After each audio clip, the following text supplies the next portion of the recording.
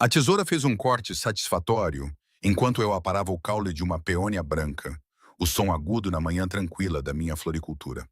A água pingava da ponta cortada sobre o balcão de madeira. Cada gota marcava o tempo no ritmo em que eu havia caído nos últimos 6 anos administrando a Blumenthorn.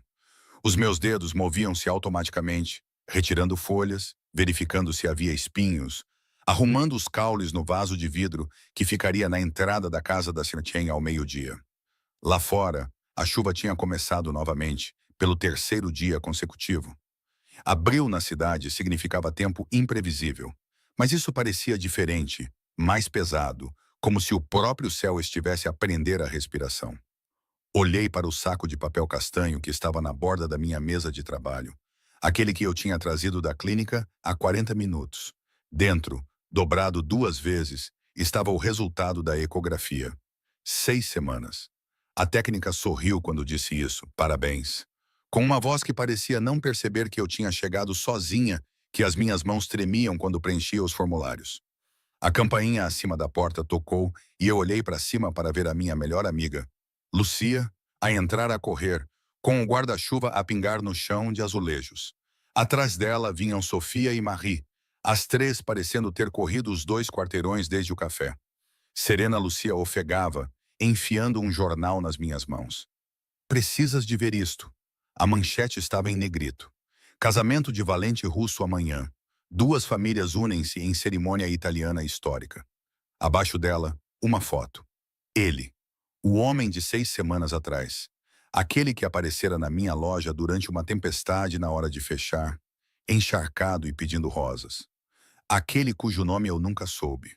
De quem eu nunca tinha conseguido o número. De quem eu tinha tentado esquecer o rosto todos os dias desde então, sem sucesso. Níquico Valente, 30 anos, chefe da família criminosa Valente, casando-se com Isabela Russo, filha do clã rival russo, numa união destinada a acabar com décadas de derramamento de sangue. A minha visão ficou embaçada. As bordas do jornal ficaram desfocadas. Serena, está bem? Está pálida. A mão de Sofia tocou o meu ombro. Coloquei o jornal cuidadosamente sobre a mesa, com os dedos dormentes. Então, peguei o saco castanho, tirei a ecografia e fiquei a olhar para ela. A pequena sombra em forma de feijão. 6 semanas e 1 noite. Um estranho, que não era um estranho, mas um homem cujo casamento seria no dia seguinte. O que é isso? Marie inclinou-se para mais perto e soltou um grito. Meu Deus, Serena, isso é... Não respondi. Em vez disso, peguei a tesoura que estava a usar nas flores. Desta vez, as minhas mãos não tremiam. Elas estavam firmes enquanto eu cortava a imagem da ecografia 1, 2, 3 vezes, até que não restasse nada além de confetes espalhados pela bancada, entre os caules das flores e os rolos de fita. Serena. Lúcia agarrou o meu pulso. O que estás a fazer? O que eu deveria ter feito no momento em que saí daquela clínica? Eu disse com voz monótona. Esquecendo, afastei-me delas, da foto dele no jornal vestindo um smoking, dos pedaços da ecografia que pareciam neve entre as rosas. O meu peito estava apertado, como se alguém tivesse enrolado um arame nas minhas costelas e estivesse a puxar. Tu não podes simplesmente... Sofia começou. Observa-me. Caminhei até a sala dos fundos, a área de armazenamento onde guardava vasos extras e fitas, e a pia industrial que usava para lavar baldes. A porta tinha uma fechadura. Girei-a trancando-me lá dentro, e então deixei-me quebrar. Os soluços vieram fortes e rápidos, arrancando de mim de uma forma que nem mesmo na clínica tinham feito. Porque isso era diferente, não era apenas estar grávida e sozinha. Era estar grávida de um homem que pertencia a outra pessoa, que vivia num mundo que eu nem sequer compreendia, que se ia casar amanhã para selar um tratado de paz como se estivéssemos no século XV e não no mundo moderno. Pressionava a testa contra o metal frio da pia, tentando respirar entre as lágrimas. 6 semanas atrás, ele estava na minha loja com água a escorrer do cabelo escuro, os olhos cinzentos intensos enquanto pedia rosas vermelhas. Para alguém especial. Perguntei e ele disse que era para ele mesmo. Esta noite, apenas esta noite, conversamos enquanto eu fazia o arranjo sobre flores e chuva e a aparência da cidade quando estava limpa. Ele ajudou-me a fechar a loja, e então a tempestade piorou e eu ofereci-lhe chá enquanto esperávamos passar. Uma coisa levou a outra. Um toque, um beijo. Uma noite que eu revivi 1000 vezes desde então. Ele tinha ido embora pela manhã, sem bilhete, sem número. Apenas a memória das suas mãos, da sua voz e da forma como me olhou como se eu fosse a única coisa no mundo que importava. Aparentemente não era. Uma batida à porta. Serena, por favor, deixa-nos entrar. Limpei o rosto com as costas da mão, respirei fundo e abri a porta. Os olhos da Lúcia também estavam vermelhos. Lamento imenso. Não peça. Estou bem. É óbvio que não está bem. Vou ficar. Passei por elas e voltei para a loja principal, até ao balcão onde os pedaços da ecografia ainda estavam entre as flores. Recolhi-os todos e deitei-os no caixote do lixo debaixo da caixa registradora. Tenho encomendas para fazer. A senhora Shen precisa do arranjo até ao meio-dia. Marie trocou um olhar com Sofia. Talvez devesse fechar a loja hoje. Tire um tempo. Eu disse, estou bem. A campainha tocou novamente. Desta vez não eram os meus amigos a chegar. Era ele. Nikiko Valente entrou na minha floricultura, exatamente igual à foto do jornal.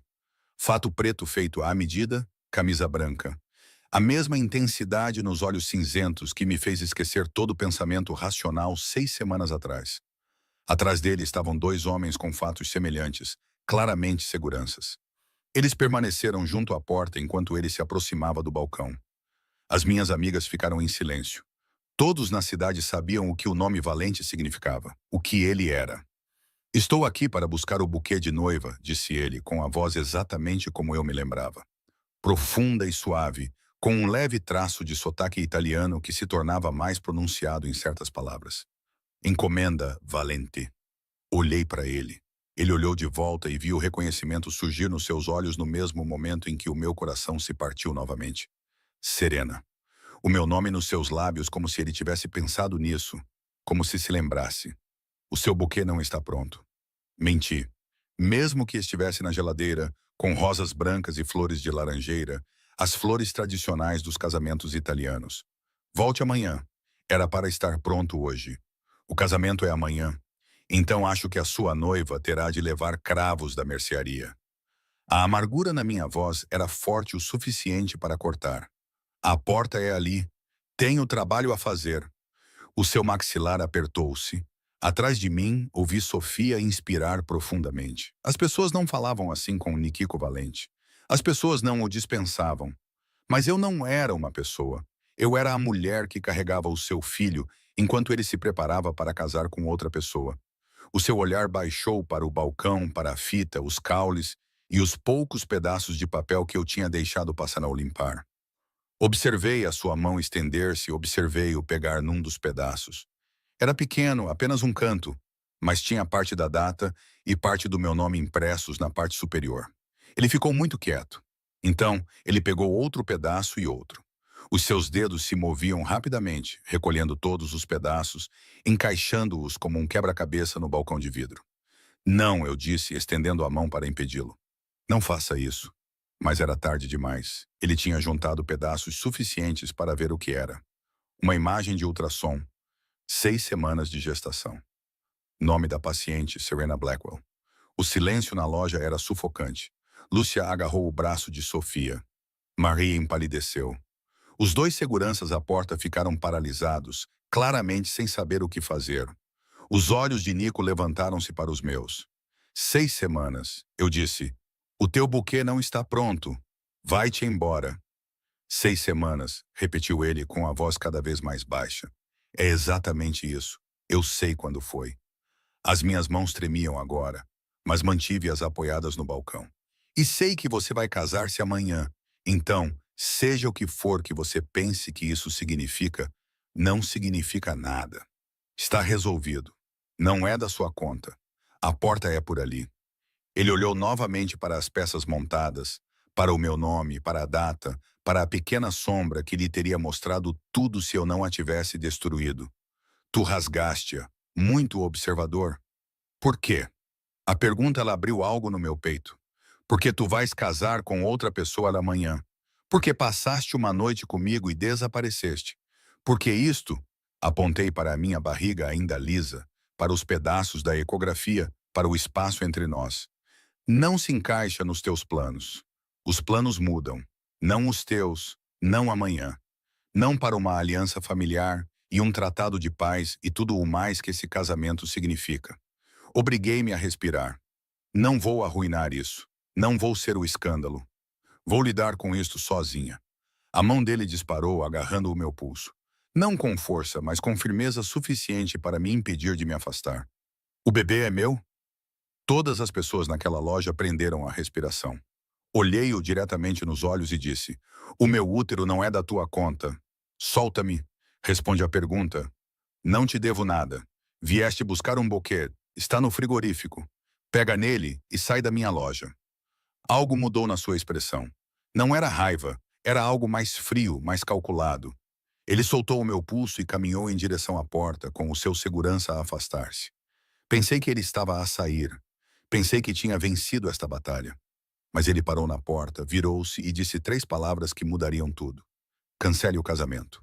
Então ele pegou o telemóvel, fez uma chamada e ouviu dizer em italiano: "Pai, precisamos de conversar agora." Ele saiu. A porta tocou, a chuva continuava a cair e eu fiquei ali entre as minhas flores, segurando o pulso onde os dedos dele tinham estado, sabendo que tinha acabado de começar uma guerra que não sabia como lutar. "Serena", sussurrou Lucia. "O que diabos acabou de acontecer?" Eu não respondi porque não sabia. Eu só sabia que as peças do ultrassom ainda estavam na minha bancada, remontadas, e que em algum lugar da cidade, Nico Valente estava a tomar decisões que destruiriam qualquer fragilidade que o seu casamento amanhã deveria criar. Tudo por causa de uma noite, uma tempestade, uma escolha e um bebê que nenhum de nós tinha planejado. Na manhã seguinte, eu estava na minha loja ao amanhecer, a arrumar rosas brancas que eram para um casamento que não iria mais acontecer. O jornal tinha confirmado isso 3 horas antes. Casamento de valente russo cancelado. Nenhuma explicação dada. Ambas as famílias se recusaram a comentar. O meu telefone estava a tocar desde a meia-noite. Números desconhecidos. Mensagens de repórteres que de alguma forma tinham conseguido as minhas informações. Desliguei-o após a 15ª chamada. A luz da manhã entrava pelas janelas da frente, refletindo nas gotas de água que ainda estavam no vidro desde a chuva da noite anterior. Cortei outro caule com a tesoura precisa, apesar do cansaço que pesava nos meus membros. Não tinha dormido. Sempre que fechava os olhos, via o rosto dele quando montou as peças do ultrassom. A campainha tocou. Olhei para cima e vi um homem mais velho, com um fato cinzento imaculado, parado na minha porta. Cabelo prateado, olhos perspicazes, o tipo de presença que fazia o ar parecer mais rarefeito. Atrás dele estavam 4 homens vestidos de preto. Não perguntaram nada, apenas estavam lá. Serena Blackwell. Não é uma pergunta. Sou Antônio Valente, pai do Nico. Coloquei a tesoura cuidadosamente sobre a mesa. A loja só abre às 9. Não é sobre flores. Ele entrou mais, o seu olhar percorreu o balcão, parando nas peças do ultrassom que eu tinha deixado lá na noite anterior. Não consegui deitá-las fora pela segunda vez. O meu filho cancelou um casamento que levou 3 anos a negociar. Um casamento que teria posto fim a uma rivalidade sangrenta que durava 4 décadas. Sabe o que isso significa? Que ele fez uma escolha, que fez uma escolha catastroficamente estúpida. A voz de Antônio era dura. Os russos estão a exigir retaliação. A minha própria família está a chamá-lo de vergonha. Tudo por causa disso. Ele apontou para as peças do ultrassom. Então, preciso saber, é verdade? Tá grávida do meu neto? A palavra neto teve um impacto diferente da palavra bebê. Não se tratava mais apenas de Nico e eu. Tratava-se de famílias e legados e coisas que eu não entendia. Não te devo respostas. Tu deves a verdade à minha família, porque neste momento estás no centro de uma situação que pode levar à morte de pessoas. Ele encostou-se ao balcão. Então, vou perguntar novamente. Esse bebê é dos meus filhos? Olhei para este homem que construiu um império com base na violência e na lealdade, cujo filho passou uma noite comigo e depois foi embora para casar com outra pessoa. E tomei uma decisão. Sim. A palavra pairou no ar entre nós. Antônio acenou com a cabeça lentamente, como se estivesse à espera disso, mas precisasse de confirmação. De quanto tempo? 6 semanas. E não lhe ias dizer que ele ia casar. O que era suposto eu fazer? Aparecer na igreja com uma ecografia e arruinar o grande dia dele? A amargura transpareceu. Eu estava a lidar com isso sozinha, destruindo as provas e jogando-as fora, protegendo todos os envolvidos. Algo que poderia ser respeito brilhou nos seus olhos. Você tem mais bom senso do que o meu filho. Infelizmente, ele já estragou tudo, então proteção não é mais uma opção. Ele pegou o telemóvel e fez uma ligação. Nico, vá à floricultura agora. Não quero que o que você quer deixe de importar quando você o deixar entrar na sua cama. A voz de Antônio era direta. Tu estás grávida de um valente. Isso significa que agora fazes parte da família. Quer queiras, quer não. 10 minutos depois, Nico entrou. Parecia que também não tinha dormido. O mesmo fato de ontem, mas agora amarrotado. O cabelo despenteado, como se tivesse passado as mãos por ele. Aqueles olhos cinzentos encontraram os meus imediatamente. Tu cancelaste o casamento. Eu disse que sim. Tu começaste uma guerra. Eu fiz isso por causa de um bebê que tu nem sabias que existia até ontem. Ele aproximou-se e eu vi algo na sua expressão que nunca tinha visto antes. Não era o charme suave daquela primeira noite. Não era o cálculo frio de ontem. Era algo cru. Por tua causa. Não. Eu recuei. Não transformes isto numa questão pessoal. Isto é uma questão de responsabilidade e timing. E é sobre o facto de eu não conseguir parar de pensar em ti desde aquela noite. A voz dele era baixa, intensa. É sobre o facto de que eu deveria casar com a Isabela amanhã. E tudo o que eu conseguia pensar era como isso parecia errado, como eu estava a escolher o dever em vez do amor. Ele parou. E então eu entrei na tua loja ontem e te vi novamente. E então eu vi aquelas peças e tudo ficou claro. Claro, eu ri, com um som amargo. A tua família está em guerra. Os russos querem sangue. E achas que isso está claro? Mais claro do que nunca em 3 anos. Antônio fez um som de repulsa. Enquanto vocês dois decidem os vossos sentimentos, eu preciso lidar com as consequências. Serena, vais mudar-te. Desculpa? A tua morada é de domínio público. Os russos sabem quem tu és. Eles sabem do bebê. Não estás segura aqui. Não vou a lado nenhum. Estás a 8 quarteirões do território dos russos. Não tens segurança nem proteção. E estás grávida do meu neto. A voz de Antônio foi definitiva. Arruma o que precisas. Vais mudar-te para um local seguro até resolvermos isto. Olhei para Nico. Sabias disto? Liguei-lhe esta manhã para lhe contar sobre o bebê. Ele tomou a decisão sobre a segurança. Então, vocês decidiram pela minha vida. Os dois, sem me perguntar. Teriam concordado se tivéssemos perguntado? Antônio ergueu uma sobrancelha. Não. Então isso poupa tempo. A campainha tocou novamente. Desta vez era Lucia trazendo café e bolos, claramente achando que eu precisava de apoio depois do desastre de ontem. Ela congelou quando viu Antônio e os seus guardas. Serena. A voz dela era baixa. Tudo bem. Eu me coloquei entre ela e os homens. Apenas algumas complicações inesperadas. Complicações? Os olhos de Lucia arregalaram-se. Eles estão a ameaçar-te? Eles estão a protegê-la, disse Nico. De quê? Das consequências das decisões do filho deles, disse eu secamente. Voltei-me para Antônio. Não vou sair daqui. Não vou sair da minha loja. Não vou tornar-me uma mulher mantida numa fortaleza enquanto vocês lutam as vossas guerras. Vou lidar com esta gravidez sozinha. Fui sozinha toda a minha vida. Isto não muda nada. Antônio estudou-me por um longo momento, então sorriu. Não foi um sorriso caloroso. Tens espírito. Ótimo. Vais precisar dele. Ele acenou para os seus homens. Certifiquem-se de que ela chega ao trabalho em segurança. Vigiem a loja. Ninguém entra ou sai sem autorização. Não pode simplesmente colocar guardas na minha floricultura. Já está feito. Ele dirigiu-se para a porta. Nico, resolve isto. Tu criaste esta confusão. Limpa-a. Depois, foi-se embora, deixando-me sozinha com o seu filho e 4 seguranças que agora parecem ser permanentes. Lucia agarrou-me o braço. O que raio está a lhe acontecer? Estou grávida. Ele é o pai. E ele acabou de iniciar uma guerra entre máfias por causa disso. Meu Deus. Ela sentou-se no banco atrás do balcão. Meu Deus. Serena, o que vais fazer? Olhei para o Nico, que me observava com uma intensidade que fazia a minha pele ficar demasiado tensa. Vou fazer arranjos florais porque é o meu trabalho. É a minha vida.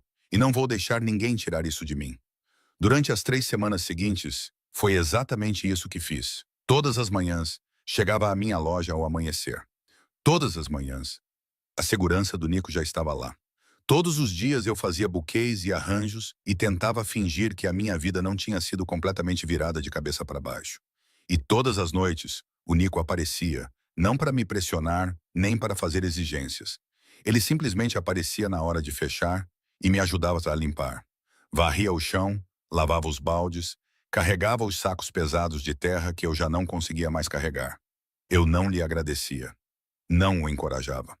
Tratava-o com o mesmo sarcasmo afiado que aperfeiçoei ao longo de anos a lidar com clientes difíceis. Olha só, o noivo fugitivo está de volta, dizia eu quando ele entrava. Que aliança destruíste hoje? Apenas uma, respondia ele, tirando a vassoura da minha mão sem pedir. Como foi o teu dia? Melhor antes de apareceres. Mas ele continuava a aparecer. E apesar de mim mesma, apesar de tudo, comecei a esperar por ele. Comecei a notar quando ele se atrasava 5 minutos. Comecei a guardar para ele o último café da cafeteira que eu fazia à tarde, 6 semanas após o casamento cancelado que eu estava exibindo. Não era muito, apenas o suficiente para que as minhas roupas normais não me servissem mais. Comecei a usar vestidos largos que escondiam a pequena barriga. Nico percebeu. Precisas de roupas de maternidade, disse ele uma noite depois de fecharmos. Eu tenho roupas. Tens vestidos 2 tamanhos acima do teu. Há uma diferença. E agora és especialista em moda feminina. A minha irmã acabou de ter um bebê. Eu sei como é a gravidez. Ele fez uma pausa. Deixa-me levar-te às compras. Não, Serena. Eu disse, não. Não preciso do teu dinheiro. Não preciso da tua ajuda. Estou bem sozinha. Ele ficou em silêncio por um momento e depois disse, por que é que me odeias? A pergunta apanhou-me desprevenida. Não te odeio. Mal olhas para mim. Não me deixas ajudar em nada. Tu agiste como se eu fosse algum tipo de castigo que tu tens de suportar. A sua voz era cuidadosa, controlada. Se é por causa do casamento, não é por causa do casamento. As palavras saíram mais duras do que eu pretendia. É por causa do fato de teres passado uma noite comigo e depois teres desaparecido. Sem deixar nenhum bilhete, nenhum número, nada. E depois descobri que estava grávida. E no mesmo dia vejo o teu rosto no jornal porque vais casar com outra pessoa. Sabes como me senti? Ele aproximou-se. Eu procurei-te. O quê? Depois daquela noite voltei à loja várias vezes, mas nunca estiveste aqui e eu não sabia o teu apelido. Só sabia que te chamavas Serena e que eras dona de uma floricultura. Há 14 floriculturas nesta cidade. Olhei para ele. Tu procuraste-me durante semanas, e depois o meu pai arranjou o casamento com a Isabela, e pensei que ele tivesse desistido. Achei que talvez fosse melhor não te encontrar, que tu merecias alguém sem a minha vida, sem as minhas complicações. Então tu ias casar com ela. Eu ia cumprir o meu dever, proteger a minha família, fazer as pazes. Ele riu, mas não havia humor nisso. Então entrei na tua loja para pegar o buquê de casamento dela, vi-te novamente e percebi que estava a enganar-me. Não havia dever algum, havia apenas tu. As palavras ficaram suspensas entre nós. Lá fora, a chuva tinha começado novamente, batendo nas janelas como naquela primeira noite. Ainda assim, podias ter me contado, disse baixinho. Ontem, quando viste o ultrassom, podias ter explicado, em vez de simplesmente tomar decisões. Terias ouvido? Não sei, mas mereço a oportunidade de escolher. Ele acenou com a cabeça lentamente. Tens razão. Desculpa. Eu esperava muitas coisas, justificativas, explicações, não um pedido de desculpas. A segurança permanece, acrescentou ele. Isso não é negociável. Os russos ainda estão à procura de vantagem e tu és essa vantagem. Mas tudo o resto, o quanto me vês quando estou aqui, em que te ajudo, isso é escolha tua. Era a primeira vez que alguém me dava uma escolha em semanas. Ok, eu disse finalmente. Ok, podes vir na hora de fechar, podes ajudar a limpar, mas não podes comprar coisas para mim e não podes tomar decisões por mim. E se eu te pedir para ir embora, tu vais. Essas são as minhas condições. Combinado. Ele estendeu a mão. Olhei para ela por um longo momento, então apertei-a. A palma da mão dele era quente contra a minha, calejada de uma forma que me surpreendeu. Não eram as mãos macias de alguém que nunca tinha trabalhado. Eram mãos que conheciam o trabalho, que conheciam a luta. Mais uma coisa, eu disse. O quê? Pare de me olhar assim. Como assim? Como se eu fosse algo precioso que você tem medo de quebrar. Eu não sou frágil, estou apenas grávida. Há uma diferença. Um sorriso surgiu nos seus lábios, o primeiro sorriso verdadeiro que eu via nele. Anotado. Naquela noite, depois de ele sair, fiquei na minha loja e percebi que algo tinha mudado. Não era perdão, ainda não, mas talvez o início de algo. 3 meses depois, eu estava grávida de 7 meses e os meus tornozelos tinham desaparecido. Eu estava no balcão a arranjar um ramo para um cliente quando o Nico entrou com uma caixa. O que é isso? Perguntei, olhando para ela com desconfiança. Uma cadeira. Eu tenho cadeiras. Tu tens um banco que é muito baixo para as tuas costas. Essa é uma cadeira ergonômica concebida para mulheres grávidas. Ele pousou a caixa. Antes que discutas, eu já sei todas as tuas objeções. Sim, estou a comprar-te uma coisa. Não, não podes impedir-me. Não se trata de controlo. Trata-se do facto de que ver-te ficar de pé durante 8 horas seguidas me dá vontade de cometer violência. Pisquei os olhos para ele. Esse é o pior argumento de venda que já ouvi. Está a funcionar?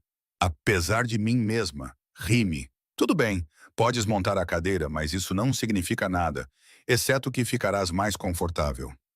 Eu sei. Ele começou a desembalar a cadeira. Além disso, a minha irmã quer conhecer-te. Por quê? Porque falo constantemente de ti e ela está preocupada que eu tenha enlouquecido. Ele olhou para cima. Ela é muito simpática. Sem pressão, só um café. Ela vai levar o bebê. Eu devia ter recusado. Devia ter mantido esses limites claros. Mas 3 meses com o Nico a aparecer todas as noites e a habituar-me lentamente à sua presença tinham desgastado as minhas defesas. Está bem. O rosto dele iluminou-se de uma forma que me apertou o peito. Sim. Um café. Só isso. Um café. Ele fez uma pausa. Obrigado. Naquele fim de semana, conheci a irmã do Nico, Gabriela, num café perto da minha loja. Ela era calorosa, engraçada e completamente avassaladora, no melhor sentido possível. O seu bebê, um gordinho de 6 meses chamado Luca, vomitou no meu vestido em 5 minutos. Oh, meu Deus, desculpe. Gabriela pegou em guardanapos. Tudo bem, eu trabalho com plantas. Isso nem chega perto da pior coisa que já sujou este vestido. Ela riu e eu também me vi a rir. E assim, sem mais nem menos, eu tinha uma amiga. Nos 2 meses seguintes, a Gabriela tornou-se a minha pessoa. Aquela a quem ligava quando eu entrava em pânico com o parto. Aquela que me levou a fazer compras de maternidade, apesar dos meus protestos. Aquela que me contou histórias sobre o Nico quando era criança, que o faziam parecer humano em vez de intocável. Ele era o sério, disse ela uma tarde, enquanto tomávamos chá. Sempre a proteger toda a gente, sempre a tentar resolver as coisas. O pai costumava dizer que ele nasceu na meia-idade. Ele é muito, procurei a palavra, intenso. É uma forma de descrevê-lo. Ela sorriu. Ele também está apaixonado por si desde aquela primeira noite. Só que é péssimo em demonstrar isso. Ele mal me conhece. Ele sabe o suficiente. Ela estendeu a mão por cima da mesa e segurou a minha. Sei que toda esta situação é complicada. Sei que não foi você quem escolheu isso, mas o Nico não faz nada pela metade. Se ele se comprometeu contigo e com este bebê, é para toda uma vida. Eu queria mais acreditar nela, mas a confiança não veio facilmente. Não quando passei a maior parte da minha vida sozinha. Com 8 meses e meio de gravidez, eu estava infeliz. Nada me servia. Minhas costas doíam. Meus pés estavam inchados. E eu estava tão cansada de estar grávida que podia chorar. Nico apareceu na hora de fechar, como sempre, mas desta vez ele trouxe comida. Tai, disse ele, colocando as embalagens no balcão. O lugar certo.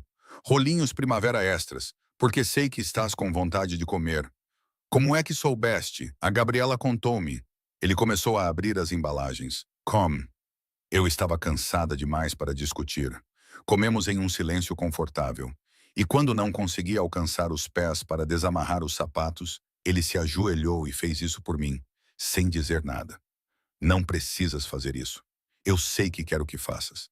Naquela noite, Enquanto ele me ajudava a fechar, fiz a pergunta que me incomodava há semanas. O que vai acontecer depois que o bebê nascer? Ele parou de varrer.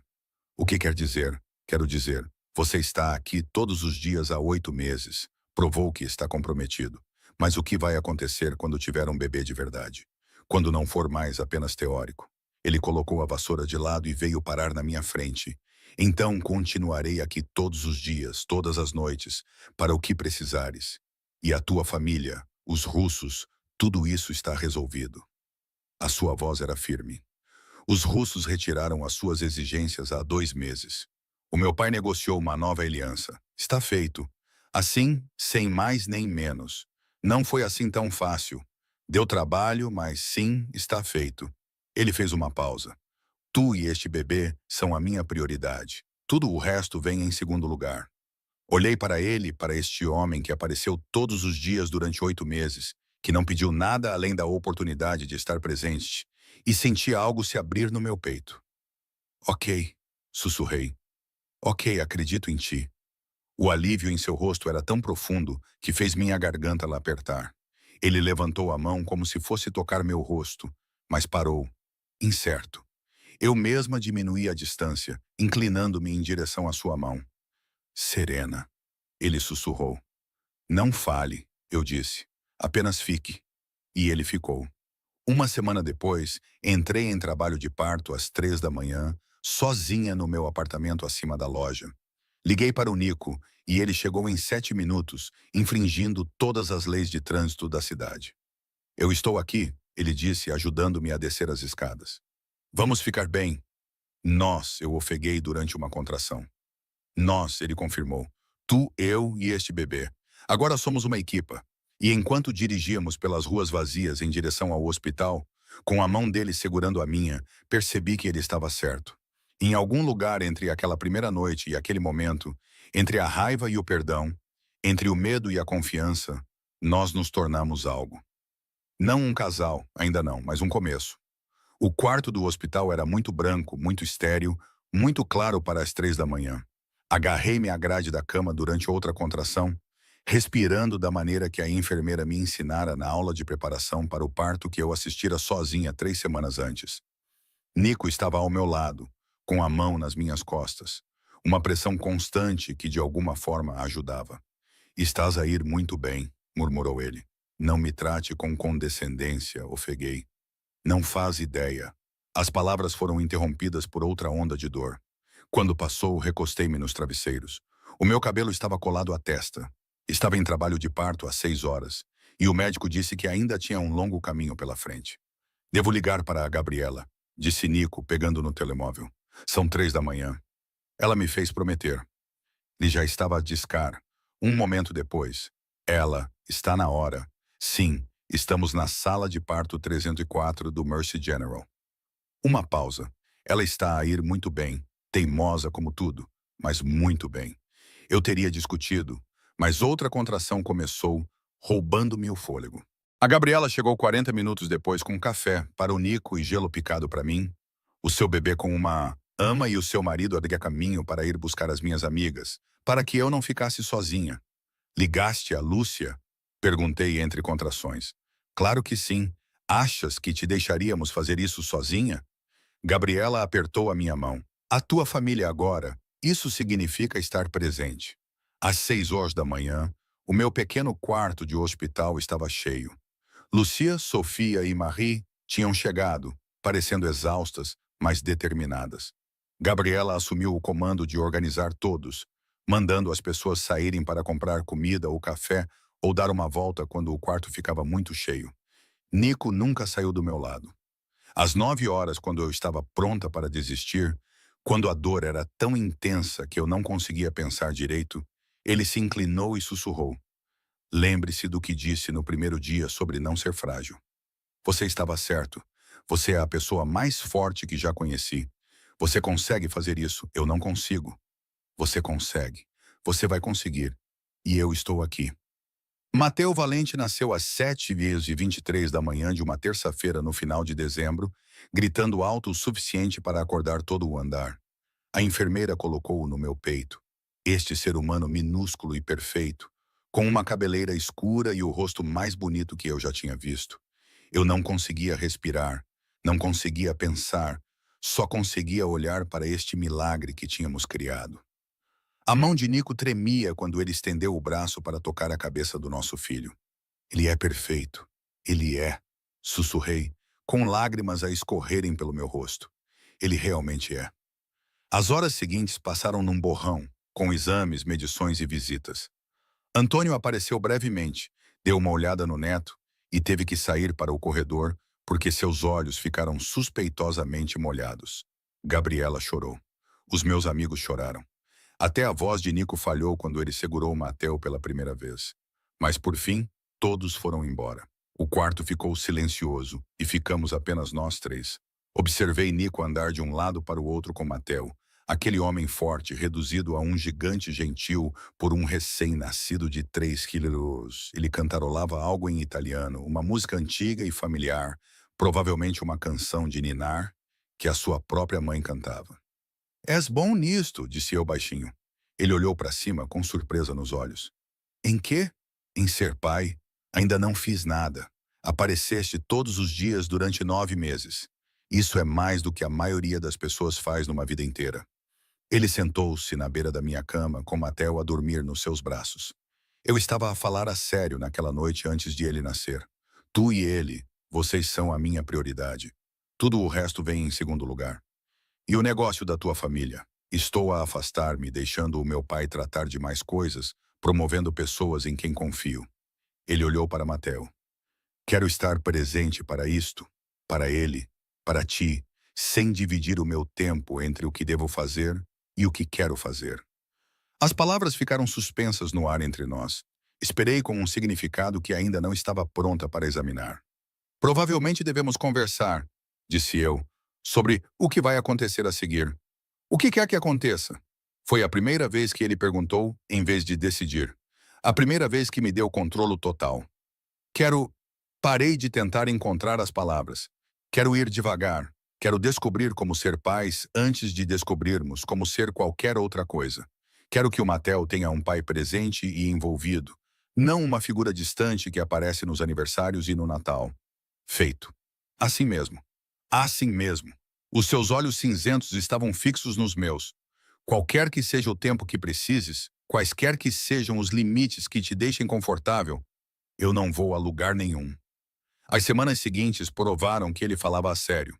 Voltei para o meu apartamento acima da loja e o Nico alugou o apartamento ao lado. Ele aparecia para todas as mamadas às 2 da manhã, todas as trocas de fraldas, todos os acessos de choro. Ele aprendeu a enrolar o bebê em panos, a fazer-lhe arrotar e a acalmá-lo melhor do que eu. Tem um talento natural, observou Gabriela uma tarde, vendo-o a embalar Mateo enquanto eu finalmente conseguia comer com as 2 mãos. Estou apavorado, admitiu ele. A cada segundo, mas também olhou para o nosso filho adormecido. Também o mais feliz que já fui. Compreendi o que ele queria dizer. Este pequeno ser humano tinha tomado conta das nossas vidas completamente. A minha floricultura funcionava em horário reduzido. A empresa da família do Nico operava com ele tomando decisões da minha sala de estar, em vez de um escritório no centro da cidade. Todo o nosso mundo se contraiu para este pequeno espaço. Estas noites sem dormir, este novo ritmo que estávamos a descobrir juntos. 6 semanas após o parto. Eu estava na minha loja tentando fazer um arranjo simples quando a exaustão finalmente me atingiu. As minhas mãos tremiam. Os meus olhos ardiam. Não conseguia lembrar se tinha almoçado. Ok, chega. Lucia tirou a tesoura das minhas mãos. Vai para cima. Tira uma soneca. Eu trato disto. Não consigo simplesmente... Consegues e vais conseguir. O Nico está lá em cima com o Mateo. Eles estão bem. Precisas de dormir. Subi as escadas com dificuldade e encontrei o Nico no sofá. Mateo adormecido no seu peito. Ambos a respirar em sincronia. A visão fez o meu peito doer de uma forma que não consigo descrever. Ei, disse ele suavemente. Estás bem? Cansada. Afundei-me na outra ponta do sofá. Tão cansada que não consigo lembrar-me que dia é hoje. É quinta-feira. Dormiste 3 horas no total ontem à noite. Eu contei. Perseguidor, pai preocupado do teu filho. Ele moveu-se com cuidado, para não perturbar Mateo. Quando foi a última vez que dormiste uma noite inteira? Acho que foi em algum momento do meu segundo trimestre. Ele tomou uma decisão que pude ver se formando nos seus olhos. Hoje à noite, eu assumo o turno da noite. Todo ele. Tu vais dormir na minha casa e eu vou ficar aqui com ele. Tu não podes. Eu posso. Eu vou. Isso não é negociável, Serena. Tu estás exausta e isso não é sustentável. Eu queria discutir, queria insistir que eu poderia lidar com isso. Mas a verdade era que eu não podia, não sozinha. E ele estava a oferecer algo que eu não tinha há 6 semanas. Descanso. Tudo bem, eu sussurrei. Naquela noite dormi 11 horas seguidas no apartamento do Nico, ao lado. Quando acordei, a luz do sol entrava por janelas desconhecidas e me senti humana pela primeira vez em semanas. Encontrei o Nico e o Matel no meu apartamento, ambos parecendo exaustos, mas vivos. Como foi? Perguntei, tirando o Matel dos braços dele. Horrível, incrível. Não faço ideia de como você tem feito isso praticamente sozinha. Ele passou a mão pelo cabelo despenteado, mas também o alimentei 2 vezes, troquei-lhe a fralda 4 vezes e levei mais cusparadas do que eu imaginava ser possível. Então, criamos laços. Eu ri, o som parecendo estranho depois de semanas de estresse. Estás uma bagunça? Sou pai, ele sorriu. Há uma diferença. 3 meses após o nascimento de Matel, a família Russo mudou-se. Eu estava a fechar a loja quando 2 homens que eu não reconhecia entraram. Não eram clientes nem vendedores. A maneira como se moviam, como se posicionavam, bloqueando a porta. Eu soube imediatamente que algo estava errado. Serena Blackwell. O mais alto sorriu, mas o sorriso não chegou aos olhos. Estamos fechados. Não viemos comprar flores. Ele tirou um telemóvel e mostrou-me uma foto. Tinha sido tirada do outro lado da rua. Eu a levar o Matel para a loja esta manhã. Que bebê bonito. Seria uma pena se algo lhe acontecesse. O gelo inundou as minhas veias. A minha mão moveu-se instintivamente para o botão de pânico que o Nico tinha instalado debaixo do balcão há 3 meses. Aquele que eu achava exagerado. Apertei-o. O que querem? Mantive a voz firme, mesmo com o coração a bater forte. Uma mensagem para o valente. Diga-lhe que os russos não esquecem. Diga-lhe que há consequências por quebrar promessas. O homem aproximou-se. Diga-lhe que o filho dele é... A porta explodiu para dentro. O Nico moveu-se como a violência personificada. Toda a fúria controlada e ação precisa. Os 2 homens não tiveram hipótese. Em segundos, estavam no chão. A equipa de segurança de Nico entrou atrás dele. Ele veio direto para mim, com as mãos no meu rosto, verificando se eu estava ferida. Estás ferida? Eles tocaram em ti? Não, estou bem, mas eles ameaçaram o Mateu. A minha voz falhou. A expressão dele ficou fria, mais fria do que eu já tinha visto. Ele virou-se para os homens que agora estavam a ser contidos pela sua equipa. Levem-nos. Quero saber tudo. Quem os enviou? O que lhes foi dito? Tudo. Então ele me puxou contra o seu peito e eu me deixei tremer. É por isso, disse ele baixinho com veemência. É por isso que insisti na segurança. Por que queria você em um lugar mais seguro? Porque o meu mundo agora toca você. Toca o nosso filho. E vou destruir qualquer um que ameace você. Eu me afastei para olhá-lo. Eles disseram, os russos não esquecem. Deixa-me tratar disso. Não, agarrei a camisa dele. Chega de segredos. Chega de tratar das coisas sem me contar. Se vamos fazer isto, se vamos criar o Matel no teu mundo, então preciso saber tudo. Ele estudou o meu rosto por um longo momento. Depois acenou com a cabeça. Ok, vamos lá. Ele levou-me a uma reunião que eu não deveria testemunhar. O escritório do pai dele no centro da cidade. Toda a família Valente sentada à volta de uma mesa de conferências. Antônio à cabeceira, Nico à sua direita, e eu segurando Matel no fundo da sala, onde eu podia observar e ouvir. Antônio expôs a situação, as tentativas dos russos de minar os seus negócios, as ameaças contra membros da família, a tensão crescente que ameaçava explodir numa guerra total. Precisamos de responder, disse um dos primos de Nico, mostrar-lhes que não seremos pressionados. Precisamos de ser inteligentes, Antônio, não reacionários. Eles ameaçaram o meu filho. A voz de Nico era baixa, letal. Isso não é algo que eu possa ignorar. E não vais ignorar, mas vamos responder com estratégia, não com emoção. Observei o Nico a debater-se com isso. Observei-o a lutar com a parte dele que queria sangue contra a parte que queria paz. Então ele olhou para mim e para o Mateo a dormir nos meus braços, e algo mudou na sua expressão. Quero que isto acabe, disse ele com determinação. Chega de ameaças, chega de jogos, não me importa o que isso vai custar. Antônio acenou com a cabeça lentamente. Então, negociaremos uma última vez, mas a partir de uma posição de força. O que se seguiu foram 2 semanas de reuniões tensas, mediadores, advogados, velhos amigos da família a pedir favores. Eu não estive envolvida na maior parte disso, mas Nico me informava todas as noites, mantinha-me a par de todos os desenvolvimentos. Finalmente chegou-se a um acordo. Concessões financeiras de ambos os lados, territórios partilhados em zonas neutras e, o mais importante, um acordo completo e total de que as famílias estavam fora dos limites. Sem mais ameaças, sem mais ataques a crianças ou cônjuges. Na noite em que os papéis foram assinados, Nico veio ao meu apartamento parecendo exausto, mas aliviado. Está feito, disse ele, desabando no meu sofá. Desta vez está mesmo feito? Sentei-me ao lado dele, com Mateo a dormir no berço ao lado. Como te sentes? Como se finalmente pudesse respirar. Ele virou-se para me olhar, como se talvez agora pudéssemos ter uma vida normal, ou tão normal quanto possível. Como seria uma vida normal para nós?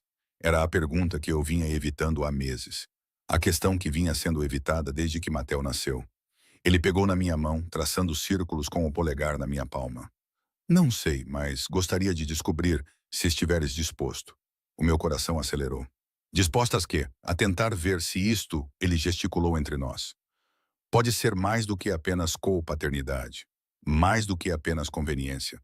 E se não funcionar, então descobrimos juntos, como uma equipa, como temos feito. Ele fez uma pausa. Mas acho que pode funcionar. Acho que podemos ser incríveis juntos, se nos deres uma oportunidade. Olhei para este homem que apareceu todos os dias durante 10 meses, que provou o seu compromisso repetidamente, que negociou a paz com os seus inimigos para que o nosso filho pudesse crescer em segurança. Está bem, disse baixinho. Está bem, vamos tentar. Vamos ver no que isto pode dar. O seu sorriso era como o nascer do sol, lento, caloroso e cheio de promessas. Ele inclinou-se, dando-me tempo para me afastar. E quando não o fiz, os seus lábios encontraram os meus num beijo que não tinha nada a ver com aquele da primeira noite. Aquele tinha sido de paixão, urgência e desespero. Este era terno, paciente, cheio de todas as coisas que ainda não tínhamos dito, mas que ambos sentíamos. Quando nos afastamos, o Mateo escolheu aquele momento para acordar a chorar. Ambos rimos. O momento foi interrompido, mas não arruinado. E o Nico foi buscar o nosso filho, enquanto eu observava e percebia uma coisa. Eu estava a apaixonar-me por ele. Não pela versão daquela primeira noite. Não pelo poderoso herdeiro da máfia ou pelo homem que cancelou um casamento. Por esta versão, aquele que trocava fraldas às 3 da manhã, que aprendeu a preparar biberões, que cantava canções de embalar italianas e lia livros sobre parentalidade e fazia perguntas em vez de fazer suposições. Esta versão eu podia amar. Essa versão eu amava. 6 meses após o nascimento de Mateo, a minha floricultura estava prosperando de maneiras que eu nunca imaginei. As medidas de segurança que Nico insistiu em tomar. Câmaras, portas reforçadas, botões de pânico inicialmente pareciam excessivos. Agora eram apenas parte do cenário. Tão familiar quanto os refrigeradores e as mesas de corte, Mateo dormia num berço atrás do balcão enquanto eu trabalhava. Uma configuração que horrorizava alguns clientes e encantava outros.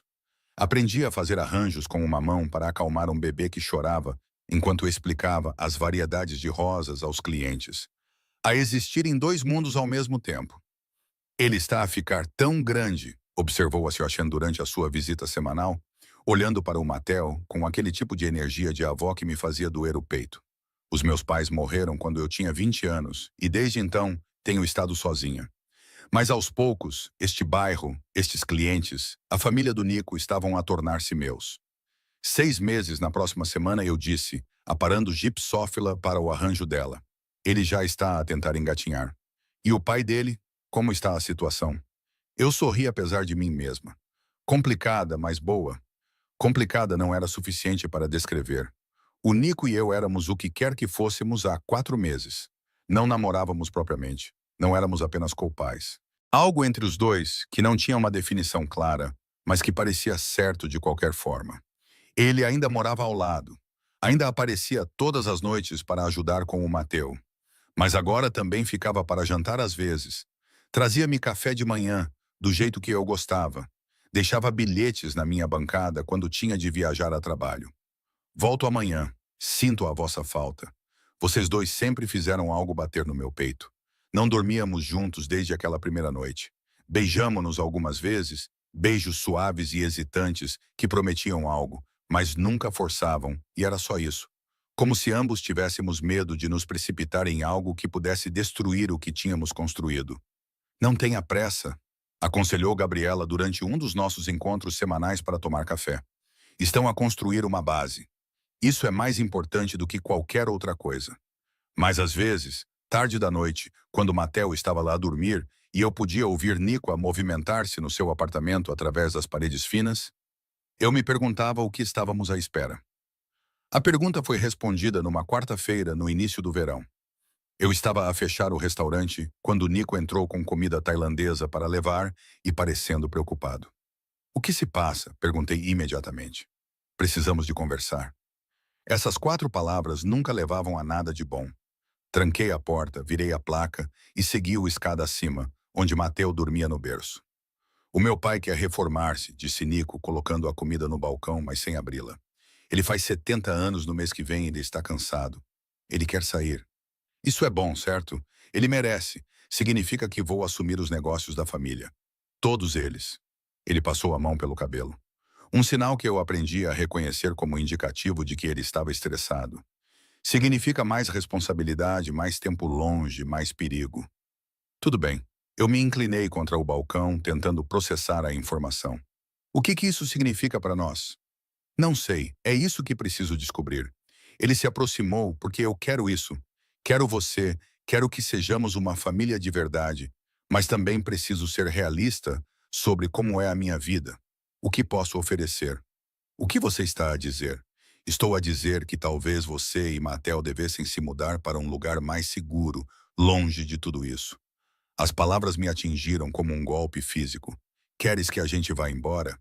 "Quero que vocês estejam seguros. Há uma diferença." "Não." Balancei a cabeça. "Não, não podes decidir isso. Não podes nos afastar porque achas que é melhor para nós." "Serena, passei a vida inteira sozinho, Nico. Os meus pais morreram num acidente de carro quando eu tinha 20 anos. Não tive ninguém, nenhuma família, nenhum apoio. E então tu apareceste e a minha voz se partiu. E tu me fizeste acreditar que eu poderia ter mais, que Matel poderia ter mais. Tu não podes tirar isso agora porque as coisas estão a ficar complicadas. Estou a tentar proteger-te, e não preciso de proteção. Preciso de parceria. Preciso de alguém que converse comigo em vez de tomar decisões por mim." Aproximei-me, forçando-o a olhar para mim. "Queres saber do que preciso? Preciso que fiques. Preciso que lutem por isto em vez de fugirem. Nunca fugi de nada na minha vida. Então não comeces agora." Ficamos ali, a poucos centímetros de distância, ambos a respirar com dificuldade. E então ele beijou-me, não de forma gentil, nem hesitante. Era toda a frustração, medo e desejo que se acumulavam há meses, libertados num único momento.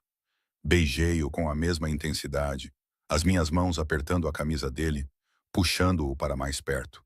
Ele levantou-me para cima do balcão, colocando-se entre as minhas pernas, e eu envolvi-me nele como se pudesse prendê-lo ali, fazê-lo ficar.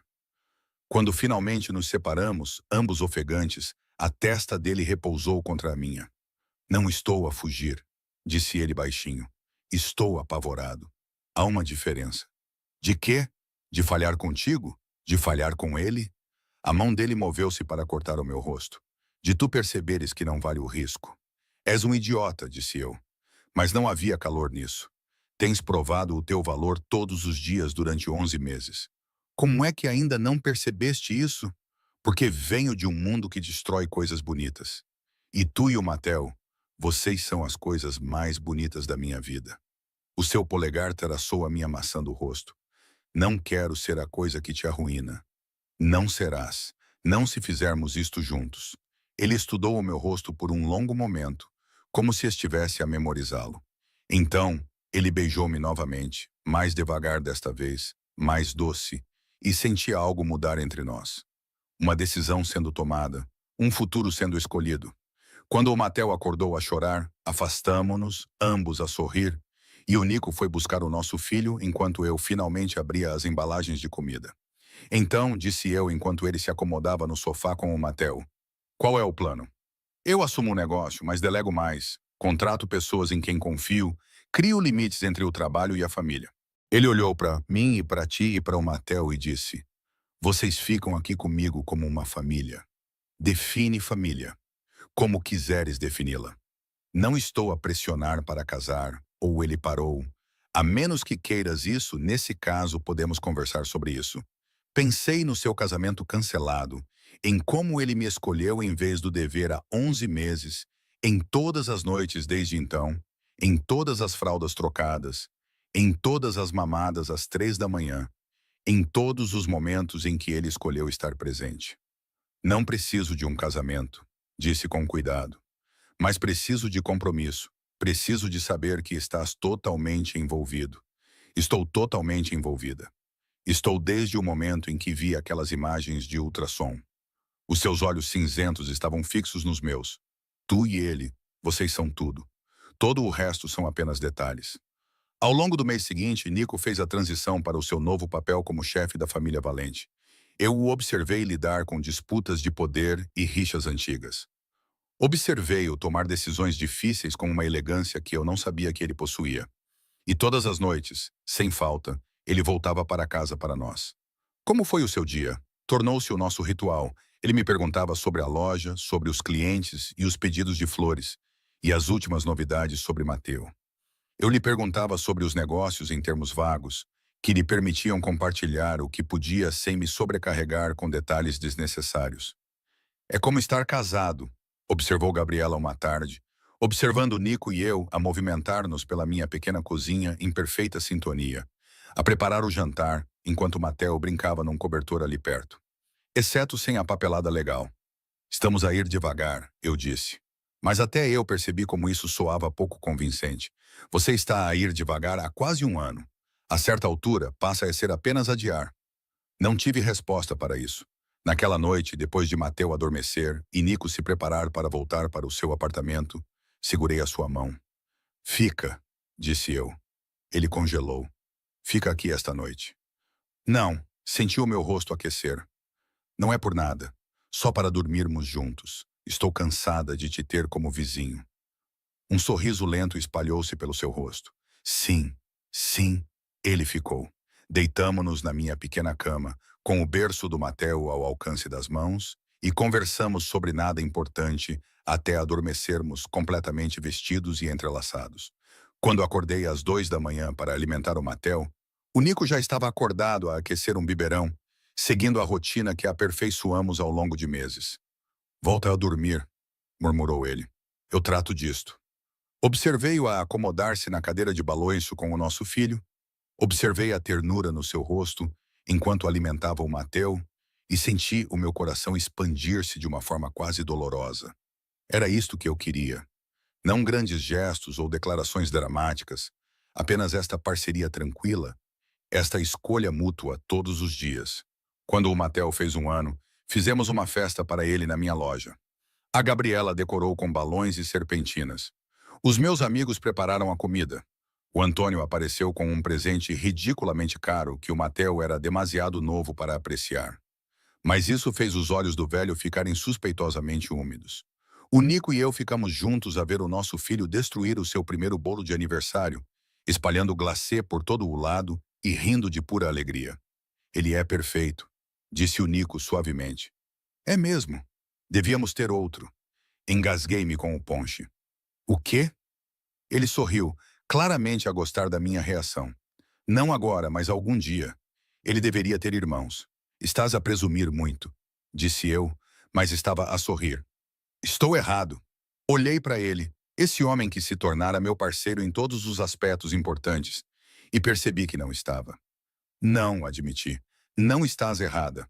A mão dele encontrou a minha, os dedos entrelaçando-se. Ótimo. Naquela noite, depois de todos terem ido embora e Mateu estar a dormir, exausto da festa, Nico tirou algo do bolso. Uma pequena caixa. Antes que entres em pânico, disse ele rapidamente. Não é o que estás a pensar. Ou talvez seja. Não sei. Sou péssima nisto. Olhei para a caixa, com o coração a bater forte.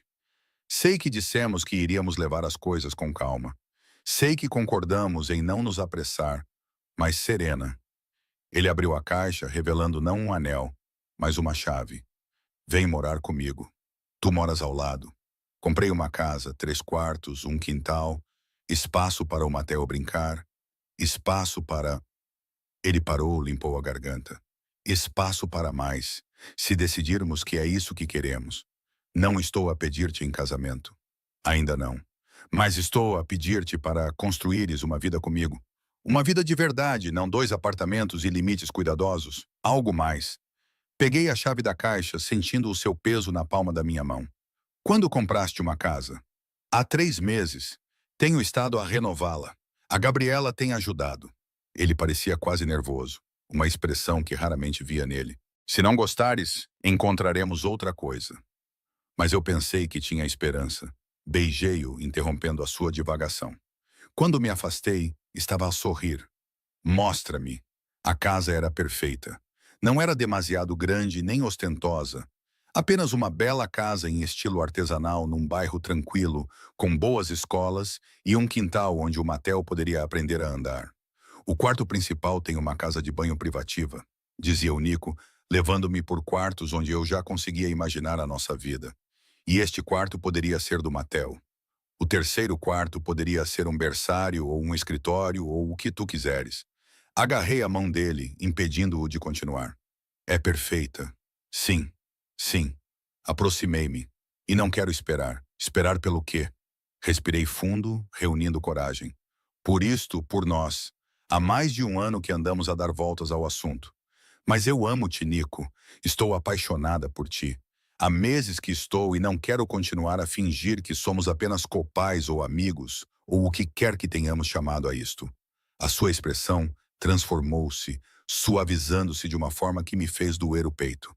Repete isso. Eu amo-te. Ele beijou-me como se tivesse esperado a vida inteira para ouvir essas palavras. Como se eu lhe tivesse dado algo precioso que ele nunca esperava ter. Quando finalmente paramos para respirar, ele disse: Também te amo, tanto que isso me assusta. Ótimo. Podemos ficar assustados juntos. Mudamo-nos para a casa 2 semanas depois. A Gabriela organizou tudo, comandando os carregadores enquanto o Mateo dormia na sua nova sala. E eu tentei não chorar com a rapidez com que a minha vida tinha mudado. Estás bem? Perguntou Nico, encontrando-me parada no meio da nossa nova sala, rodeada de caixas. Sim, só que agora isto é real. Isso é mal? Não, é perfeito. É tudo o que eu não sabia que queria. Naquela noite fizemos amor pela primeira vez desde aquela tempestade, há mais de um ano. Desta vez foi diferente, não foi desesperado nem urgente, foi lento e terno, e cheio de todas as coisas que aprendemos um sobre o outro nos meses que se passaram. Depois, deitados juntos na nossa cama, na nossa casa, com Mateo a dormir no fim do corredor, Nico disse: Casa comigo. Apoiei-me num cotovelo para olhar para ele. Não é assim que os pedidos de casamento funcionam. Eu sei, mas vou perguntar mesmo assim. Casa comigo, Serena. Torna isto oficial. Deixa-me passar o resto da minha vida a mostrar-te o quanto estou comprometido. Tens me mostrado isso há mais de um ano. Então deixa-me continuar a mostrar-te com um anel, uma cerimônia e a papelada que torna isso legal. Ele colocou uma mecha de cabelo atrás da minha orelha. Quero que sejas minha esposa. Quero que o Mateo cresça vendo como é uma parceria verdadeira. Quero ter mais filhos contigo. Quero tudo. Pensei naquela primeira noite, no ultrassom que rasguei.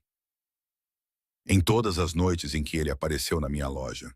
Em todas as fraldas que ele trocou. Em todos os momentos em que ele nos escolheu. Sim, eu disse, sim, sim. Vou casar contigo com uma condição. Qualquer coisa. Vamos fazer do nosso jeito. Sem um casamento enorme. Sem um espetáculo familiar. Só nós e as pessoas que importam. Ele sorriu. Aquele sorriso lento e caloroso pelo qual me apaixonei. Feito. Casamos 3 meses depois, no quintal da nossa casa. Uma cerimônia pequena, com familiares e amigos próximos. O Matel a cambalear entre nós com um fato minúsculo, a levar os nossos anéis numa almofada de cetim com a ajuda da Gabriela. Quando chegou a hora dos votos, Nico tirou os pedaços da ecografia que eu tinha rasgado há mais de um ano. Tinham sido preservados em resina e colocados numa moldura dourada. Rasgaste isto pensando que eu escolheria outra pessoa, disse ele com a voz cheia de emoção.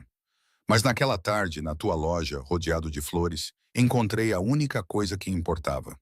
Tu, ele, nós. Eu estava a chorar. Todos estavam a chorar. Até o Antônio teve que se virar. Eu escolho-te, continuou Nico. Eu escolhi-te naquela altura e escolho-te agora. E vou escolher-te todos os dias pelo resto das nossas vidas. Os meus votos foram simples. Tu apareceste todos os dias. Tu apareceste e ensinaste-me que o amor não é apenas um sentimento. É ação, é escolha, é parceria. Eu amo-te, Nico Valente, e prometo continuar a aparecer também. Quando nos beijamos, Matel bateu palmas com as suas mãos gorduchas e todos riram entre lágrimas. A recepção foi simples. Comida, música e dança no nosso quintal, sob luzes de corda. A certa altura, dei por mim ao lado de Gabriela, a ver Nico dançar com Matel. Ambos a rir. Fizeste bem, disse ela. Nós dois fizemos. Eu sorri. Todos nós fizemos. Ele está diferente agora. Mais suave, mais feliz. Ela apertou a minha mão. Obrigada por lhe dares isso. Por dares isso a todos nós. Naquela noite, depois de todos terem ido embora e Matel finalmente ter adormecido, Nico e eu ficamos no nosso quarto, ainda com as nossas roupas de casamento. Então ele disse, conseguimos, conseguimos. Algum arrependimento? Pensei na jornada, no medo e na incerteza, na lenta construção da confiança. A escolha de ficar quando partir teria sido mais fácil. Nenhum único. Ele beijou-me e eu senti o sabor da promessa e da eternidade, e soube que, independentemente do que viesse a seguir, quaisquer que fossem os desafios, alegrias ou complicações, nós os enfrentaríamos juntos, como sempre fizemos, como sempre faríamos. 2 anos após o nosso casamento, eu estava na cozinha da nossa casa, com as mãos apoiadas na bancada, lutando contra a náusea que se tornara minha companheira constante no último mês. A mamãe está doente, Matel perguntou da sua cadeira alta. Os seus olhos escuros, tão parecidos com os do pai, estavam arregalados de preocupação. A mamãe está bem, querido. Eu consegui, embora o meu estômago discordasse. Só um pouco cansada. A porta da frente se abriu e a voz de Nico chamou. Cheguei. Matel gritou de alegria quando o pai apareceu, já a estender os braços para ele. Nico pegou o nosso filho com facilidade, beijando os seus caracóis escuros, enquanto Matel ria e balbuciava sobre o seu dia na linguagem infantil que só nós conseguíamos interpretar. Como estão as minhas 2 pessoas favoritas? Perguntou Nico, o seu olhar encontrando o meu por cima da cabeça de Matel. 3? Corrigi baixinho. Ele congelou. 3? Tirei o teste de gravidez positivo do bolso, aquele que tinha feito naquela manhã, o 4º, só para ter certeza. 3. A alegria que transformou o rosto dele fez meu peito doer da melhor maneira possível. Ele colocou Matel no chão com cuidado, depois atravessou a sala em 3 longos passos e me puxou para os seus braços. Tem certeza? Tenho 4 testes que dizem que sim. A consulta médica está marcada para a próxima semana para confirmar. Mas eu sorri contra o seu peito. Sim, tenho a certeza de que vamos ter outro bebê. Ele disse isso como se estivesse a testar as palavras, tornando-as reais. Então afastou-se para me olhar, com as mãos a segurar o meu rosto. Como te sentes? Estás bem? Precisas de alguma coisa? Estou bem, com náuseas, exausta, mas bem. Devemos comemorar. Vou ligar para a Gabriela e para o meu pai e esperar. Segurei as mãos dele. Vamos manter isso entre nós por um tempo. Quero saborear isso antes que se torne um assunto de toda a família. A compreensão suavizou a expressão dele. Claro, o que precisares. Naquela noite, depois que o Matel adormeceu, deitamo-nos na cama a conversar sobre o futuro, nomes e cores do quarto do bebê, E como diríamos ao Matel que ele seria irmão mais velho? Ele terá quase 3 anos quando o bebê nascer, ponderou Nico, com a mão pousada na minha barriga ainda lisa. Idade suficiente para entender, mas jovem o suficiente para não se lembrar da vida sem um irmão.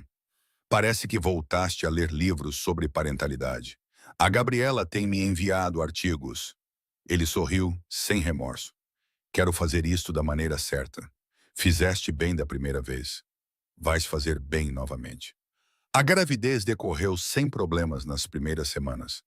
Depois, as náuseas matinais atacaram com uma intensidade que fez a minha primeira gravidez parecer fácil em comparação. Isto é diferente, disse ao médico durante a minha consulta das 8 semanas. Com o Matel, tive algumas náuseas matinais, mas agora é o dia todo, todos os dias. Pode ser que os níveis hormonais estejam mais elevados desta vez, disse a doutora Morrison tomando notas, ou ela fez uma pausa, estudando o ecrã do ultrassom. Ou pode ser isto. O quê? Nico levantou-se imediatamente, indo para onde podia ver o ecrã. 2 batimentos cardíacos. A Dra. Morrison sorriu. Parabéns, vão ter gêmeos. A sala inclinou-se. Gêmeos. 2 bebês. Olhei para o Nico, cuja expressão tinha passado de preocupação para choque e depois para algo como admiração. Gêmeos. Ele suspirou. Vamos ter gêmeos. Gêmeos. Repeti baixinho. A doutora Morrison imprimiu as imagens da ecografia. 2 pequenos feijões lado a lado. Tudo parece estar bem. Ambos os bebés estão a crescer normalmente. Vamos monitorá-la de perto, é claro. Gravidez de gêmeos requer mais cuidados, mas você é saudável e jovem. Não vejo motivo para preocupação. No carro, a caminho de casa, Nico ficava olhando para a foto da ultrassonografia apoiada no painel. Gêmeos, ele disse novamente. Você vai gastar essa palavra. Não consigo acreditar. Ele balançou a cabeça. Mais 2. Matel vai ter 2 irmãos. Vamos precisar de uma casa maior. Ou poderíamos acrescentar um 3º andar, mais quartos. Ele já estava a planear. Eu podia ver isso nos seus olhos. Talvez ampliar o quintal. Comprar um baloiço. Calma. Temos 7 meses para decidir. Mas não havia como frear Nico quando ele tinha um projeto. Quando cheguei ao 2º trimestre, ele já tinha contratado empreiteiros para acrescentar um 3º andar à nossa casa. Gabriela estava no paraíso, a planear não 1, mas 2 quartos de bebê. Um compromisso depois de eu ter vetado a sua sugestão de um único quarto partilhado com berços iguais. Eles são indivíduos, insisti. Devem ter os seus próprios espaços. Mas são gêmeos. Tudo igual vai ficar tão giro. Ela, adoro-te, mas não. Matel adaptou-se à notícia de irmãos iminentes com a adaptabilidade de uma criança pequena. Ele acariciava a minha barriga crescente e anunciava, os meus bebés, a quem quisesse ouvir, o que Nico achava infinitamente adorável. Os nossos bebés, corrigia eu gentilmente. Os meus bebés, insistia Matel. E Nico ria enquanto eu revirava os olhos. Com 20 semanas, descobrimos que íamos ter meninas. Gêmeas, disse Nico, olhando para o ecrã do ultrassom, onde as nossas filhas eram claramente visíveis, já parecendo que estavam de mãos dadas. Do Serena, vamos ter 3 filhos. 2 deles meninas. Você está bem? Perguntei, porque ele empalideceu. Ele engoliu em seco. Vou precisar de aumentar a segurança e instalar um sistema de alarme melhor e talvez grades nas janelas. São bebés, Nico, não prisioneiras. São minhas filhas. Há uma diferença. Gabriela achou isso hilariante. Espera até elas serem adolescentes. Ele vai enlouquecer. Mas ao observar Nico com Matel, vendo como ele era gentil apesar de sua aparência dura, não fiquei preocupada. Ele seria tão apaixonado pelas nossas filhas quanto era pelos nossos filhos. O 3º trimestre foi difícil. Estar grávida de gêmeos significava que tudo era amplificado. O cansaço, as dores nas costas, o desconforto geral de estar grávida. Com 30 semanas eu estava enorme, infeliz e pronta para que tudo acabasse. Desculpa, disse Nico uma noite, massageando os meus pés inchados enquanto eu estava deitada no sofá. Fui eu que fiz isto contigo. Fizemos isto juntos e eu faria tudo de novo. Eu hesitei, mas talvez não imediatamente. Ele riu. Compreendeu. 3 filhos são suficientes. 3 filhos são uma loucura, corrigi. Mas é a nossa loucura. Matel escolheu aquele momento para aparecer com o seu livro favorito, subindo no sofá ao meu lado e acidentalmente dando uma cotovelada em um dos bebés através da minha barriga. Ai, amigo, cuidado. Desculpa, mamã. Ele deu uma palmadinha na minha barriga. Desculpem, bebés. Um dos gêmeos deu um pontapé e os olhos de Mateo arregalaram-se. Eles pontapearam-me. Estão a dizer olá, disse Nico, abandonando os meus pés para pegar Mateo ao colo. Eles vão chegar em breve. E então vais conhecê-los como deve ser. Quando? Em breve, prometi. Embora em breve ainda parecesse uma eternidade quando se está tão grávida.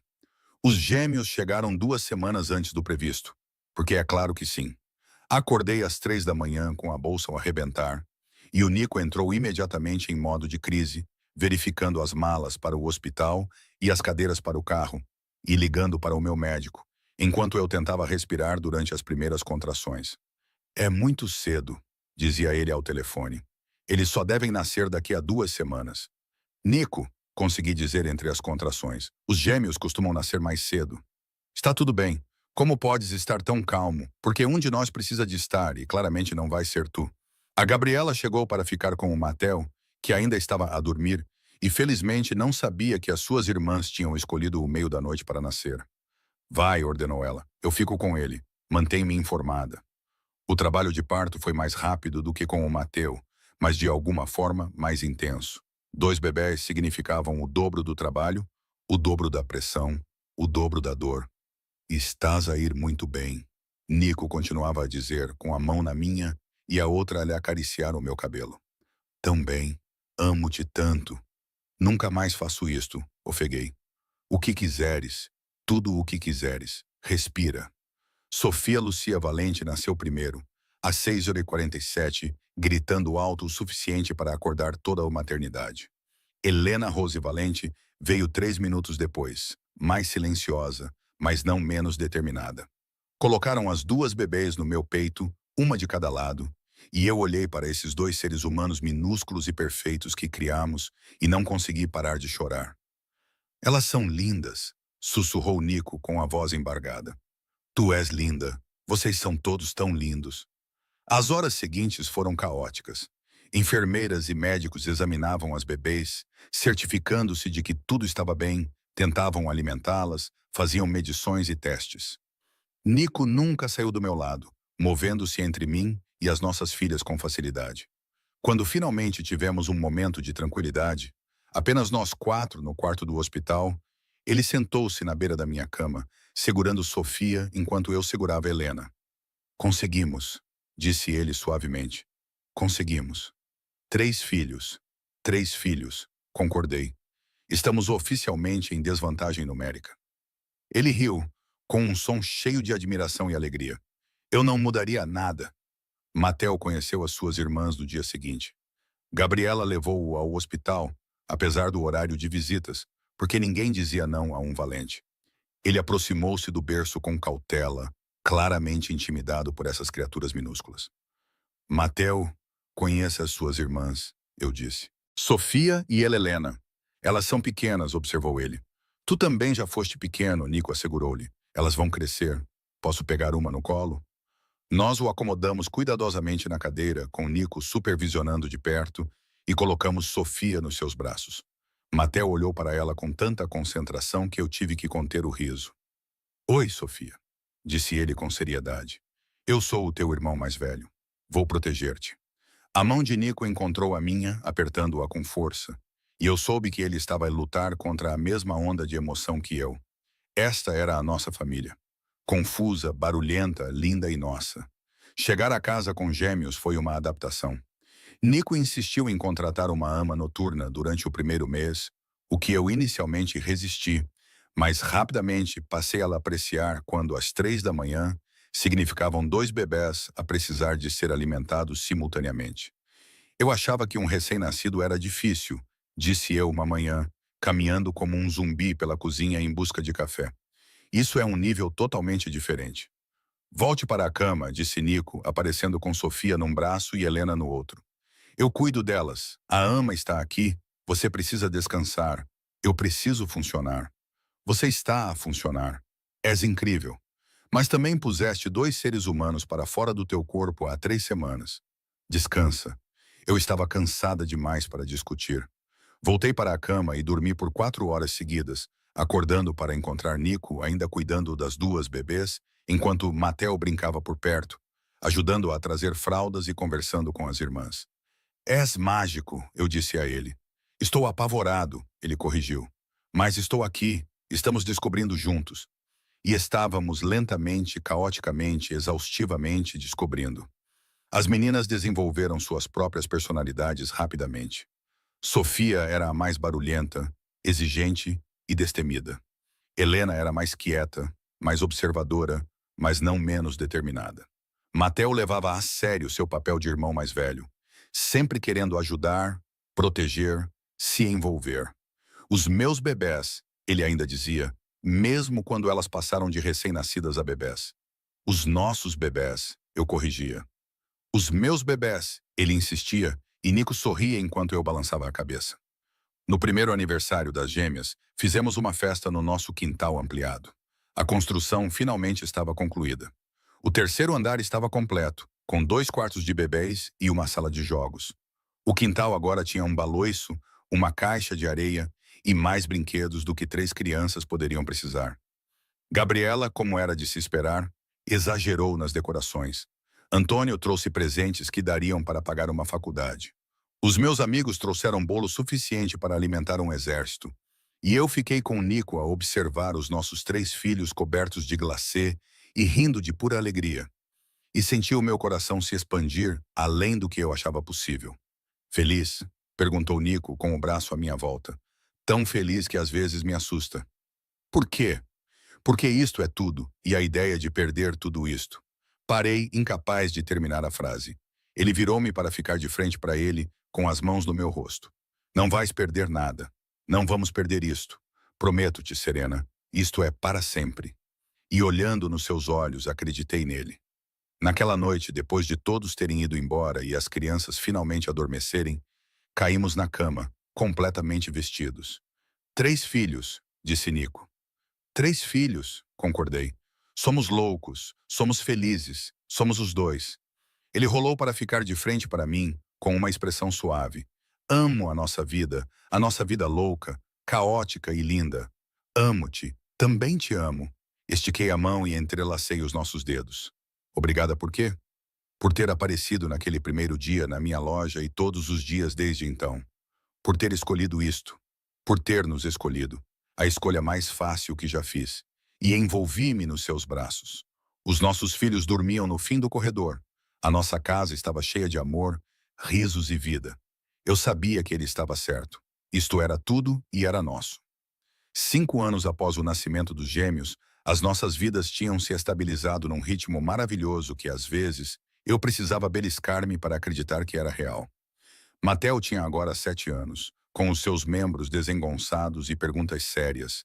Ele herdara a intensidade do pai e a minha tendência para pensar demais, o que tornava as conversas durante o jantar interessantes. Mas por que é que não posso ir à casa do Giovanni depois da escola? Perguntou ele enquanto eu preparava os lanches na cozinha. Todas as outras crianças podem, porque os pais do Giovanni não foram avaliados pela segurança, disse Nico calmamente, sem tirar os olhos do relatório comercial que estava a analisar na mesa da cozinha. Isso não é justo. A vida não é justa, mas é segura. O que é mais importante? Lancei um olhar a Nico que dizia, deixa-me tratar disso. E virei-me para o nosso filho.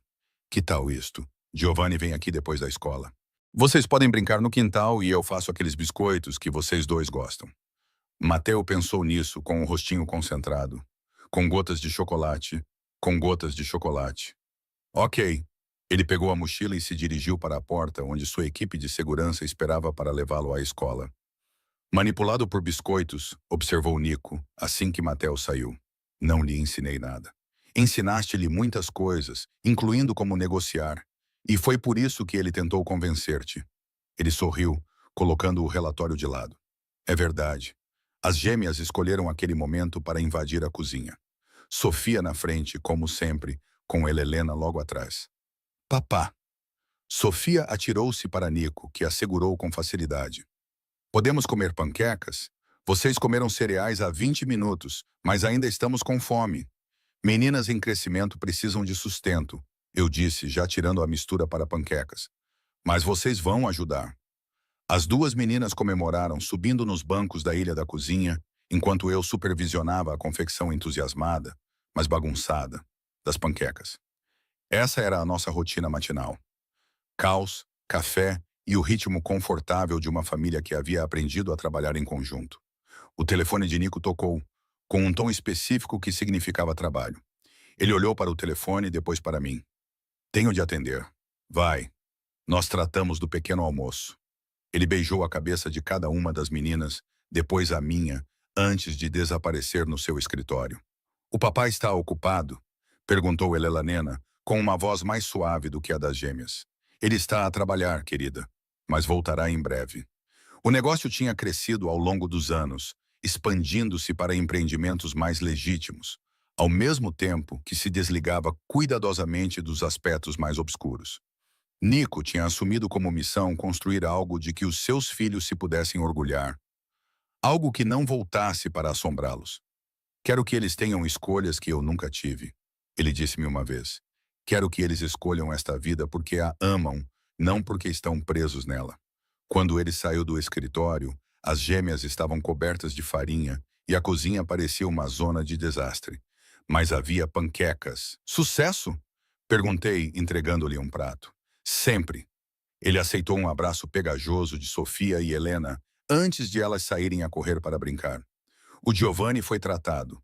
Congelei no meio da limpeza. Tratado? Não assim. Ele revirou os olhos para a minha expressão. Mandei verificar o negócio do pai dele. Ele gere uma empresa de contabilidade legítima. Sem ligações, sem problemas. O Mateo pode ir lá depois de eu conhecer a família. Vais intimidá-los, não é? Provavelmente. Mas a segurança do nosso filho vem em primeiro lugar. Era esse equilíbrio que definia a nossa vida agora. A navegação cuidadosa entre o normal e a realidade de quem éramos. O que o nome de Nico significava nesta cidade. Por falar nisso, disse Nico, terminando a sua panqueca. Preciso de falar contigo sobre uma coisa. O tom sério fez-me pousar o pano de prato. Ok, o Antônio quer reformar-se completamente desta vez. Mudar-se para a vila na Sicília. Isso é bom, certo? Ele fala nisso há anos. Significa que vou assumir tudo, não apenas as operações do dia a dia, mas toda a organização. Ele olhou nos meus olhos. Queria ter a certeza de que estás de acordo com isso antes de me comprometer. Pensei no homem com quem me casei, o pai dos meus filhos. A pessoa que provou repetidamente que conseguia lidar com o poder sem ser corrompido por ele. Estás de acordo com isso? Perguntei. Estou. Acho que finalmente descobri como fazer isto, tudo isto, sem comprometer o que é importante. Ele puxou-me para perto, mas só se estiveres de acordo. Eu concordo. Sempre concordei. A transição aconteceu nos meses seguintes. Antônio se aposentou formalmente, mudando-se para a Sicília com pompa e celebração. Nico assumiu completamente o cargo, trazendo consigo mudanças que modernizaram, mas respeitaram a tradição. Ele é bom nisso, observou Gabriela durante um dos nossos encontros semanais para tomar café. Melhor do que o papai em alguns aspectos, menos preso aos velhos costumes. Ele está a tentar construir algo diferente e está a ter sucesso. Ela mexeu o café pensativamente. Sabes, quando ele cancelou aquele casamento há anos, metade da família achou que ele tinha enlouquecido. Agora todos veem que foi a melhor decisão que ele já tomou. Só metade achou que ele era louco, provoquei. A outra metade estava ocupada demais em pânico com a situação dos russos. Ela sorriu. Mas deu certo. Tudo deu certo. E deu. A família Russo acabou por aceitar, especialmente depois de a sua própria liderança ter mudado de mãos. A nova geração queria paz, queria negócios legítimos, queria superar os velhos rancores. É como se o mundo inteiro estivesse a amadurecer, eu disse ao Nico depois de uma negociação particularmente bem-sucedida. Estamos todos apenas a tentar deixar aos nossos filhos algo melhor do que aquilo que tivemos. Ele respondeu. A loja também estava a prosperar. Expandi para 3 locais, contratando gerentes em quem confiava, mantendo o controle prático sobre a loja original. Era o meu refúgio, a minha válvula de escape criativa, a coisa que era completamente minha. Embora tecnicamente Nico gostasse de salientar. Sou o teu melhor cliente porque compras flores constantemente. Porque a minha esposa faz os arranjos mais bonitos da cidade e eu gosto de os exibir. Ele ainda comprava rosas. Em cada aniversário, ele aparecia com o mesmo pedido. Rosas vermelhas para esta noite. Só esta noite. Era a nossa tradição, uma lembrança de onde começamos. No nosso quinto aniversário de casamento, ele surpreendeu-me com uma viagem. Só nós os dois, disse ele. 4 dias na Toscana. As crianças vão ficar com a Gabriela. 4 dias sem as crianças. Eu estava entusiasmada e ansiosa. Nunca tínhamos ficado tanto tempo longe delas. 4 dias para recordar como é ser só nós os dois. Não a mãe e o pai, apenas Serena e Nico. A Toscana era mágica. Colinas ondulantes, comida incrível e momentos tranquilos em que podíamos simplesmente estar juntos, sem ninguém a precisar de nada de nós. Isto é bom, disse eu uma noite, aconchegada a ele na varanda da nossa vila, enquanto o sol se punha sobre as vinhas. Devíamos fazer isto mais vezes. Tradição anual, no mínimo. Ele beijou-me no topo da cabeça. Adoro os nossos filhos, a nossa vida. Mas também adoro isto. Só tu e eu. 5 anos de casados. Estou pensativa. 7 desde aquela primeira noite na loja. A melhor tempestade da minha vida. Nem foi uma tempestade assim tão forte. Para mim foi. Eu deveria estar no local do casamento a finalizar os detalhes. Em vez disso, encontrei-me numa floricultura com a mulher mais bonita que já tinha visto. Ele mudou de posição para poder olhar para mim. Foi naquela noite que tudo mudou. Eu só ainda não sabia disso. Quando é que soubeste? Quando entrei para pegar o buquê da Isabela e te vi novamente, foi como se tudo se encaixasse. Como se toda a minha vida tivesse levado a esse momento. Pensei naquelas imagens de ultrassom, em como as rasguei, pensando que o tinha perdido antes mesmo de realmente o ter. Quase perdi tudo isso, disse baixinho. Não, eu não teria deixado.